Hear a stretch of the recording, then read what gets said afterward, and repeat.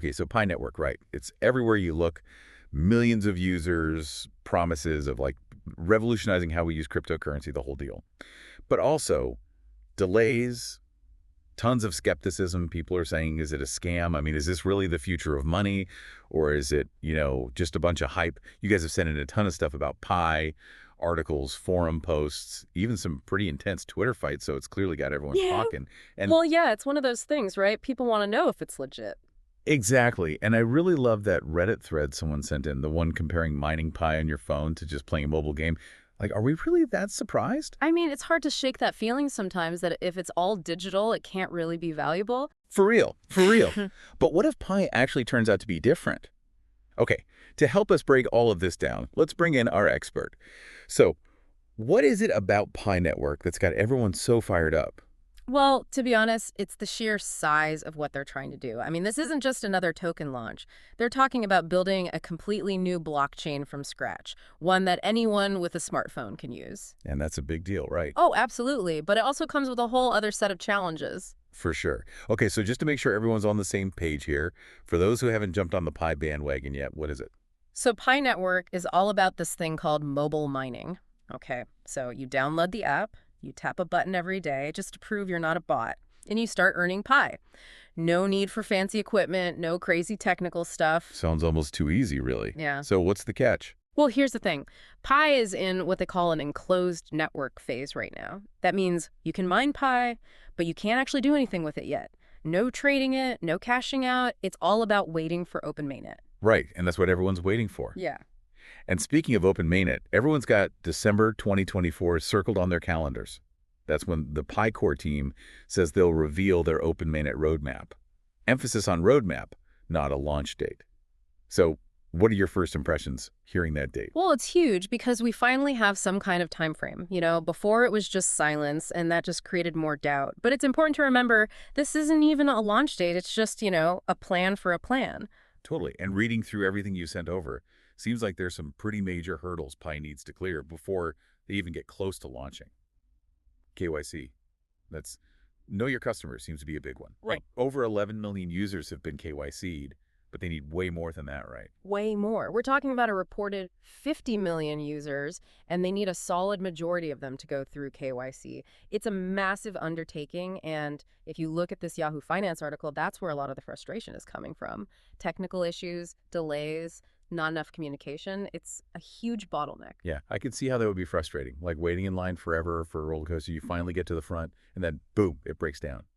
So KYC issues aside, what else is standing between Pi Network and actually launching this Open Mainnet? A big one is having a real working ecosystem. It's like this. You need to be able to do something with Pi.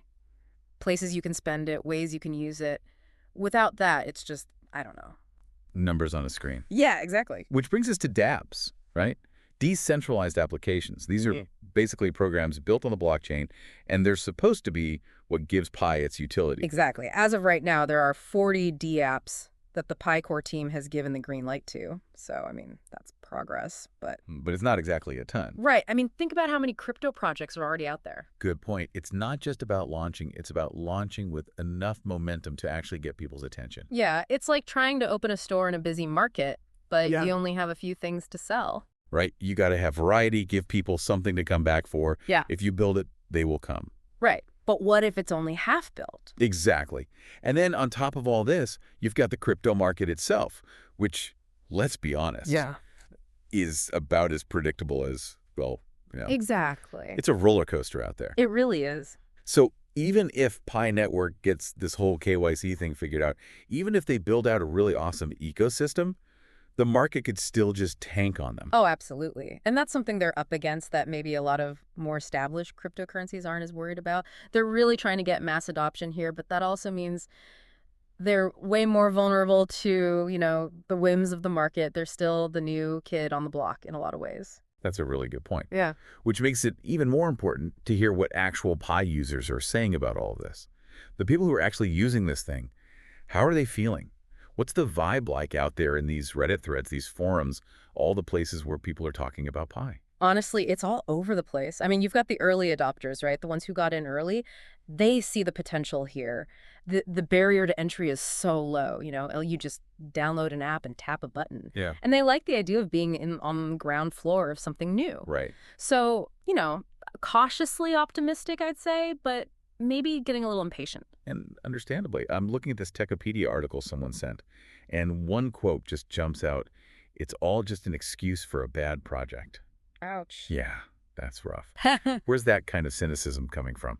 I think it's a mix of uncertainty and frustration. People have put in time, they've put in effort, and when they hit a roadblock with KYC or have a problem with their account, or when it seems like the Pi team isn't really being upfront with them about what's going on, it creates this breeding ground for doubt. Especially since there's so many other crypto projects out there. Oh, for sure. It's got to be easy to feel like you're missing out, while you're stuck waiting for Pi to figure things out. Absolutely. And that brings up what could be the biggest question. What if this whole Open Mainnet thing just flops? What if December 2024 comes and goes and it's just another roadmap, another we're working on it? I mean, what are the consequences at that point? Well, a lot of disappointed Pi miners, for one. Definitely. But think bigger. User trust gone. The credibility they've been trying to build for years could just vanish. Overnight. Overnight. And the regulators are going to be watching all of this super closely. For sure. And you know what else? They're going to have a really hard time convincing new users to get on board. Right. Who wants to sign up for something That already fell flat on its face. Exactly.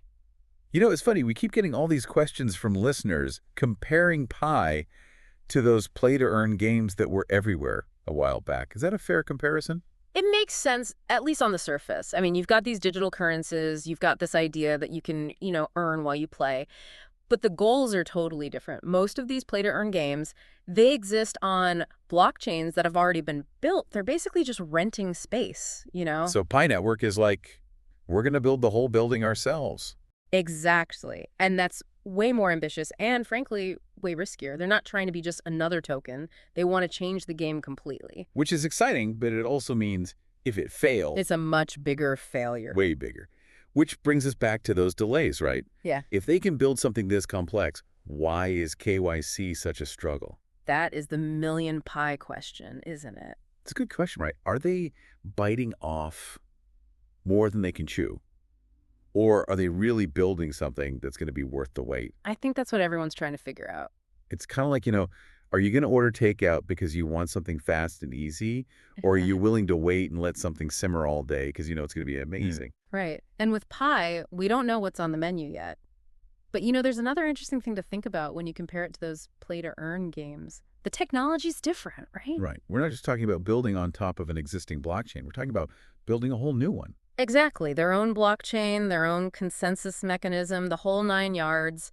And they're claiming it's going to be more scalable, more environmentally friendly than other cryptocurrencies out there. So the question is, can they actually pull it off? Right. It's a bold claim.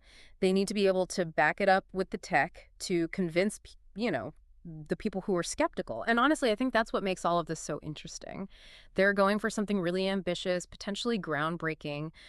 But at the same time, they're struggling with these really basic user experience things. It's kind of strange. It really is. Mm. And I bet it's making a lot of people who bought into Pi pretty nervous. So for those people, the ones who are mining Pi on their phones right now, what's the takeaway? What do they need to know? I think the biggest thing is, don't go all in on this just yet. Be realistic. Be cautious. There are no guarantees in the crypto world. Zero. This could be huge or it could be nothing. Yeah, it's a gamble, just like any other crypto project. But it does feel different, bolder, somehow. It does, right? Because they're not just asking users to trust in a token. They're asking people to buy into this whole new way of doing things. It's a whole new system. So what do you say? Should we all mark our calendars for December 2024 and just see what happens when they reveal this roadmap? Oh, definitely. December is going to be... Make or break. Yeah.